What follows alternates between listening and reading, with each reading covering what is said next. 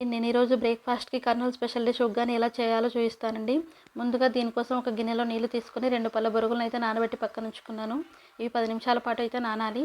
ఈలోగా వీటికి కావాల్సిన ఒక ఉల్లిగడ్డ, ఒక టమాటా, 4 పచ్చిమిర్చి అయితే తరిగి పెట్టుకున్నానండి. పొయ్యి వెలిగించి బాండీ పెట్టి 4 టేబుల్ స్పూన్ల ఆయిల్ వేసుకోవాలి. నూనె వేడయ్యాక జీలకర్ర, ఆవాలు, ఉల్లిగడ్డ, కరివేపాకు వేయాలండి.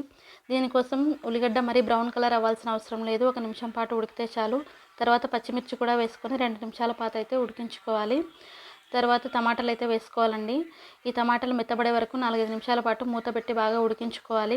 ఈలోగా నేను ఉగ్గానిలోకి వేయాల్సిన పప్పుల పొడిని అయితే మిక్సీ పట్టుకుంటున్నాను. దీనికోసం 1 కప్పు పుట్నాల పప్పు, 1 టేబుల్ స్పూన్ కారం, 1/2 టేబుల్ స్పూన్ ఉప్పు అయితే వేసి మెత్తగా పౌడర్ చేసి పెట్టుకుంటున్నానండి. ఈలోగా టమాటాలు కూడా ఉడికిపోయాయి. తర్వాత దీనిలోకి పసుపు వేసుకొని మరో 2 నిమిషాలు ఉడికించుకోవాలి. స్టవ్ ఆఫ్ చేసి నేను వీడియోలో చూపిస్తున్నట్టుగా మెత్తగా నాన్న బురుగులని నీరు లేకుండా పిండి దీనిలో వేసుకోవాలండి.